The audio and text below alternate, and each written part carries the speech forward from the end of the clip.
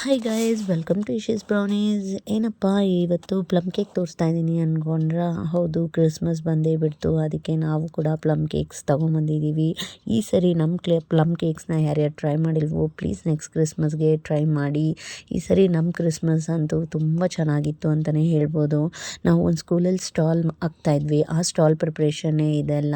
So ನಾವಂತೂ plum ಕೇಕ್ಸ್ನ 3 ಸೈಜಸಲ್ಲಿ ತೊಗೊಂಡೋಗಿದ್ವಿ. ಒಂದು 75 grams, 150 grams ಮತ್ತು ಹಾಫ್ kg. ನಾವು ಅದೇ ಅಂದ್ಕೊಂಡ್ವಿ, ಕ್ರಿಸ್ಮಸ್ ಅಲ್ವಾ, ಪ್ಲಮ್ ಕೇಕ್ಸ್ ತುಂಬ ಪ್ರಿಫರ್ ಮಾಡ್ತಾರೆ ಅಂತ. ಅದೇ ನಾವು ಮಾಡಿದ ತಪ್ಪೇನೋ ಆಗಿತ್ತು. ಸೊ ಪ್ಲಮ್ ಕೇಕ್ಸ್ ಜಾಸ್ತಿ ಏನು ಸೇಲ್ ಆಗಿಲ್ಲ. ಸೊ ನೆಕ್ಸ್ಟ್ ಬಂದು ನಾವು ನಮ್ಮ ಮಕ್ಕಳಿಗೆ ಇಷ್ಟವಾದಂಥ ಚಾಕ್ಲೇಟ್ಸ್ ಮಾಡ್ಕೊಂಡು ಹೋಗಿದ್ವಿ. ಅದಂತೂ ಇಷ್ಟಪಟ್ಟು ತೊಗೊಂಡ್ರು. ಇಲ್ಲಿ ನನ್ನ ಮಗ ಅಂತೂ ತುಂಬ ಕ್ವಾಟ್ಲೆ ಕೊಡ್ತಾಯಿದ್ದ, ಬಂದು ಡಿಸ್ಟರ್ಬ್ ಮಾಡ್ತಾಯಿದ್ದ. ಗೈಸ್, ಅವನ್ನ ಮಲಗಿಸ್ಬಿಟ್ಟು ಬಂದು ನಾವು ಪ್ಯಾಕಿಂಗ್ ಎಲ್ಲ ಮಾಡ್ತಾಯಿದ್ವಿ. So half kg plum cakes ಕೂಡ ಮಾಡ್ಕೊಂಡು ಹೋಗಿದ್ವಿ. ಚಾಕ್ಲೇಟ್ಸ್ ಮಾತ್ರ ತುಂಬಾ ಇಷ್ಟಪಟ್ಟರು. ಮತ್ತು ನಮ್ಮ ಸಿಗ್ನೇಚರ್ ಬ್ರೌನಿ ಕೂಡ ಓಕೆ, ನಾರ್ಮಲಾಗಿ ಸೇಲ್ ಆಯಿತು. ಕಪ್ ಕೇಕ್ಸು ಮತ್ತು ಚಾಕ್ಲೇಟ್ಸ್ ಮಾತ್ರ ತುಂಬ ಚೆನ್ನಾಗಿ ಸೇಲ್ ಆಯ್ತು ಅನ್ಕೊಬೋದು. ಮಕ್ಕಳು ಅಲ್ವಾ, ಯಾವ್ದು ಕಮ್ಮಿ ಇರುತ್ತೋ ಅದನ್ನೇ ಪ್ರಿಫರ್ ಮಾಡ್ತಾರೆ ಅಂತ ನಮಗಂತೂ ಗೊತ್ತಾಯಿತು.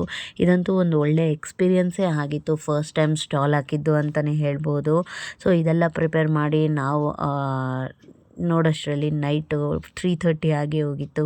ಈ ಪ್ಲಮ್ ಕೇಕ್ಸ್ ಕೂಡ ಹಾಫ್ kg ಪ್ಲಮ್ ಕೇಕ್ಸ್ ಸ್ವಲ್ಪ ಆರ್ಡರ್ ಕೊಡಬೇಕಾಗಿತ್ತು. ಅದನ್ನು ಕೂಡ ಕೊಟ್ಟು ಸ್ಟಾಲಿಗೆ ಕೂಡ ಎಲ್ಲ ಪ್ರಿಪ್ರೇಷನ್ ಮಾಡಿ ನೆಕ್ಸ್ಟ್ ಡೇ ನಾವು ಸ್ಟಾಲ್ ತಗೊಂಡೋಗಿದ್ವಿ.